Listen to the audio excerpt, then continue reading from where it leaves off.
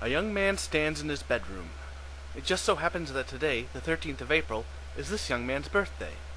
Though it was 13 years ago he was given life, it is only today he will be given a name. What will the name of this young man be? Command. Enter name. Smell Poop Lord.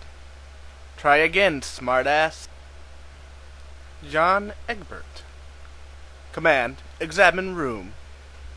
Your name is John. As was previously mentioned, it is your birthday. A number of cakes are scattered about your room. You have a variety of interests. You have a passion for really terrible movies. You like to program computers, but you are not very good at it. You have a fondness for paranormal lore, and are an aspiring amateur magician. You will also like to play games sometimes. What will you do? Command. John. Quickly retrieve arms from drawer. Your arms are in your magic chest, Poop Lord. Command. Remove cake from magic chest. Out of sympathy for John's perceived lack of arms, you pick up the cake for him and put it on his bed. Command. John. Quickly retrieve arms from magic chest. You retrieve your fake arms from the chest. You use these for hilarious antics. You captcha-log them in your Sylladex. You have no idea what that actually means, though. There are other items in the chest. Command. John. Examine contents of chest. In here you keep an array of humorous and mystical artifacts, each one a devastating weapon in the hands of a skilled magician or a cunning prankster. You are neither of these things. Among the artifacts are 2 fake arms, currently captcha-logged in your Sylladex, 1 pair of trick handcuffs, 1 stunt sword, 1 magician's hat, 1 pair of Beaglepuss glasses, several smoke pellets, several blood capsules, and 1 copy of Colonel Sassacre's daunting text of magical frivolity and practical japery, and 1 copy of Harry Anderson's Wise Guy by Mike Cavaney. Some of this stuff may come in handy at some point. For now, you decide to just take the smoke pellets. Command. John. Captcha-log smoke pellets. You stow the smoke pellets on one of your captcha-log cards in your Sylladex. You still aren't totally sure what that means, but you're starting to hang out the vernacular at least. You have 2 empty captcha-log cards remaining.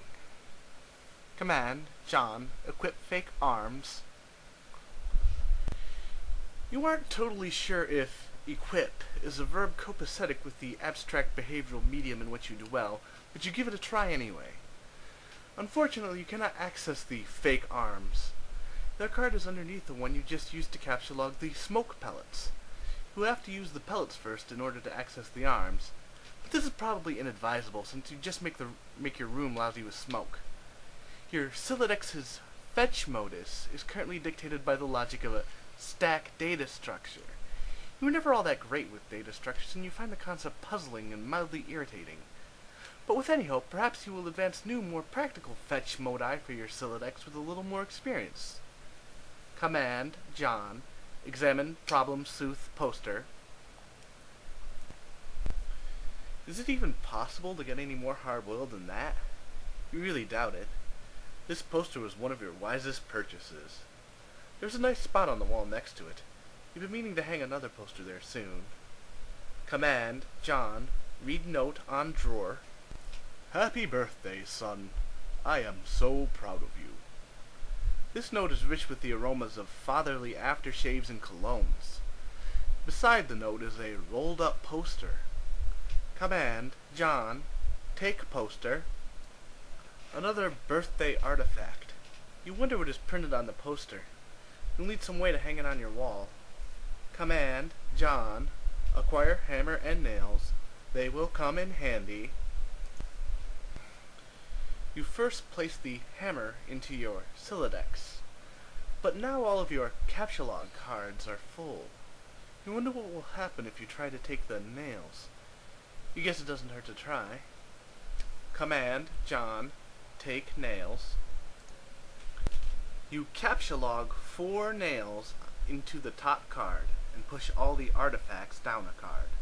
The fake arms are pushed entirely out of the deck. Oh well, they're probably completely useless anyway. But you probably don't want to do that again, unless you want to drop the smoke pellets and suffer the consequences. In any case, you now feel like you have gathered enough things to get down to business and do some really important stuff. The next thing you do will probably be exceptionally meaningful. Command, John, squawk like an imbecile and shit on your desk. This is the dumbest idea you've had in weeks. Stupid, stupid, stupid. And yet the polished surface of your desk, it beckons. Command, John, combine the nails and hammer. You merge the top 2 cards. The hammer and nails are now captcha logged on the same card and can be used together. Command, John, use hammer nails on poster. You use the hammer and nails card in conjunction with the card beneath it. Command, John, nail poster to wall. You use the hammer, nails, and poster on the blank space on the wall. It's glorious. Exactly what you wanted. The old man really came through this time. Command, John, examine Con Air poster. Put the bunny back in the box. I said put the bunny back in the box. Why couldn't you put the bunny back in the box? Command, John, examine deep impact poster. Morgan Freeman's genteel homespun mannerisms were perfect qualities for a president residing over a crisis. Oceans rise, cities fall, hope survives. Wow. Films about a pending apocalypse fascinate you. Plus, a black president? Now you've seen everything. Command, John, examine calendar. You've marked your birthday, the 13th of April. Another day you marked was supposed to be the rival date for the highly touted Esperb beta launch. It's been 3 days already. It's starting to become a sore subject with you. Command, John, eat cake. You are sick to death of cake. You've been eating it all day, and you have no intention of clogging your Silodex with it either. The cake stays put for now. You hear a notice from your computer. Someone is messaging you. Command, John, examine incoming message. You pull up to your computer. This is where you spend most of your time. You decorated your desktop with some rather handsome wallpaper which you made yourself. You are really proud of it. Your desktop is also loaded with various programming project files. You're so bad at programming, sometimes you wonder why you even bother with it. Your Pester Chum application is flashing. Someone is trying to get in touch with you. Command, John, open Pester Chum. Only one of your chums is logged in. He sent you a message. Command, John, open message.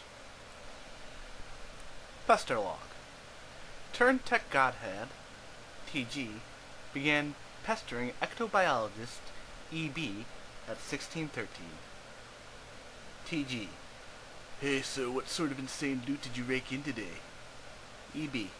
I got a little Monsters poster. It's so awesome. I'm gonna watch it again today. That apple juice scene was so funny. TG. Oh hell, that is such a coincidence. I just found an unopened container of apple juice in my closet. It's like fucking Christmas up in here. EB. Okay, that's fine, but I just have one question and then a word of caution. Have you ever seen a movie called Little Monsters, starring Howie Mandel and Fred Savage? TG. But, TG, the seal on the bottle is unbroken. TG. Are you suggesting someone put piss in my apple juice at the factory? EB. All I'm saying is, don't you think Monster Harry Mandel has the power to do something as simple as reseal a bottle? EB. Try using your brain, numbnuts. TG. Why did the fat kid who ever drank it know what piss tasted like? TG, I mean his reaction was not instantaneous. EB, It was the 15th day in a row Howie Mandel beat in his juice. TG, okay, I can accept that. TG, monster B-list celebrity douchebags are cunning and persistent pranksters. TG, also Fred Savage has a really punchable face. TG, but who cares about this? Let's stop talking about it. TG, did you get the beta yet? EB, no. EB, did you? TG, man, I got 2 copies already. TG, but I don't care, I'm not gonna play it or anything. The game sounds boring. TG, did you see how it got slammed in Game Bro? EB, Game Bro is a joke and we both know it. TG, yeah. TG, why don't you check your mail? Maybe it's there now. EB, alright. Command, John, look out window. You see the view of your yard from your window. Hanging from the tree is your tire swing. In a kid's yard, a tree without a tire swing is like a proper gentleman without a monocle.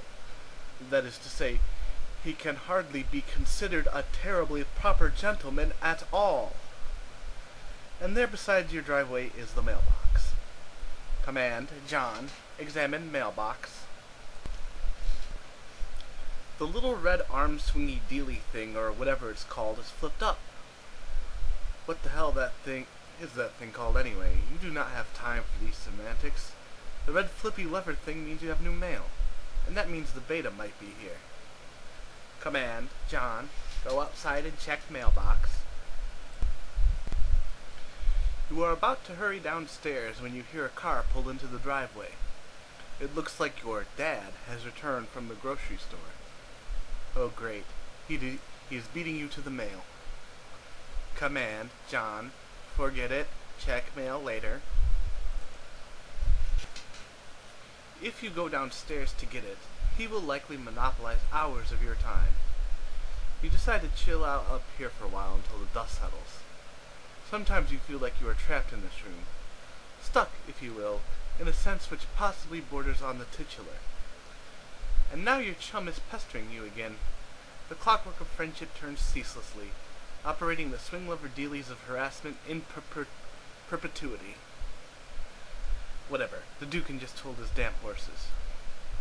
Command, John, examine games on CD rack. You've put countless man-hours into this assortment of quality titles.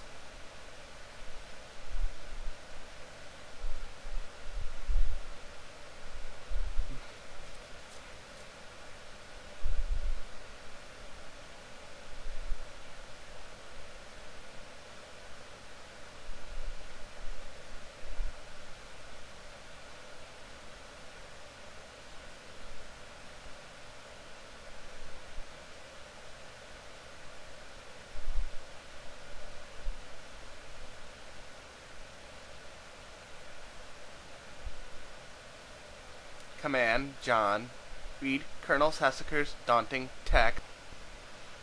You decide to consult with the Colonel's bottomless wisdom. Good grief, this thing is huge. It could kill a cat if you dropped it. But to really dig into this hefty book, you will have to captcha log it. You're not sure you are ready to logjam your other artifacts beneath it just yet. Command, John, captcha log fake arms again. What did you just say? You don't want to clog up your... Oh, Jesus. In a momentary lapse of concentration, you accidentally captcha logged the arms again. Command, John, set pester chum status to bully. You don't think the situation is quite dire enough to go all the way to rancorous, but you still feel the pester chum client should reflect your mood change in some way. Bully will have to do, you guess. This unsurprisingly does nothing whatsoever. Oh, right, you forgot your chum is still pestering you. Command, John, answer chum.